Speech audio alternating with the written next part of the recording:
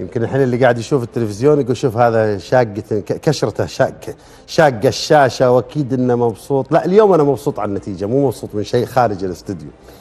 طبعا هارد لك، اول شيء نقول الف مبروك لنادي الاتحاد تأهله الى نهائي كأس العرب للأندية، ونقول هارد لك للشباب يعطيهم العافية، قدموا مع نادي الاتحاد مباراة جدا متميزة ذهابا وإيابا وخرج بشرف.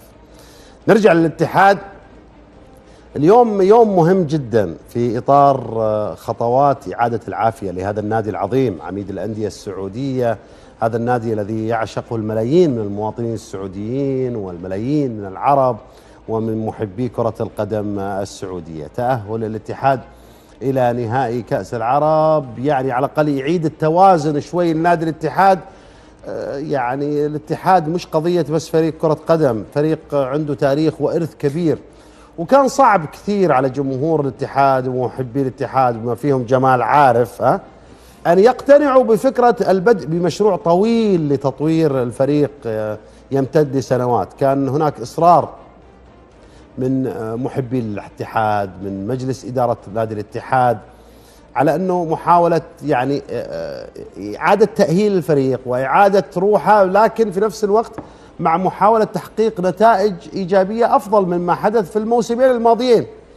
واليوم جاء هذا الفوز المهم وتأهل الاتحاد إلى نهائي البطولة. ينتظر عاد الطرف الثاني مين بيتأهل منهم. نشوف طبعا المباراة الطرف الثاني، طبعا الرجاء المغربي مع الإسماعيلي المصري راح يلعبون في مباراة الإياب يوم الاثنين الجاي 11 يناير. وطبعا مباراة الذهاب كانت انتهت 1-0 لفريق الإسماعيلي المصري في مصر. طبعا كانت المباراة فاز فيها 1-0، والإياب راح يكون في الدار البيضاء. النقطة المهمة أن نهائي البطولة يعني عندي خبر زين وخبر شين.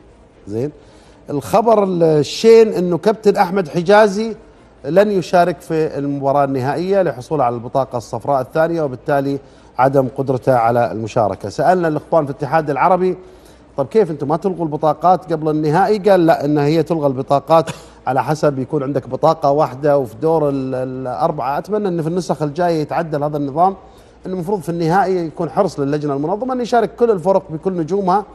ففي هذه الجزئية. النقطة الثانية، النهائي البطولة راح يكون متوقع في النصف الثاني من فبراير، يعني ما بين 15 إلى 30 فبراير الجاي، وإحنا الآن في أول يناير، يعني بعد حوالي 40 يوم 45 يوم راح يكون الموعد اللي تقام فيه المباراة النهائية. وين بتصير المباراة النهائية؟ في الدار البيضاء في المغرب، بصرف النظر فوز الإسماعيلي أو فوز الرجاء في الإياب، لأنه البطولة على كأس الملك محمد السادس ملك المملكة المغربية الشقيقة. ألف مبروك للاتحاديين. فرحة فرحة حلوة، تستاهلون الفرح. كفاية نكد سنتين، يعني 2.5 3 نكد في نكد في نكد في نكد. يجيك واحد مع الأسف رابع باء وخامس جيم وسادس تاء، يجي يقول لك بعض الأخوان يعني كانوا ينتقدوني يقولون وليد أنت الاتحاد أنت لا تساوي. يا أخي هذا الاتحاد إذا ما تعرف مشكلة.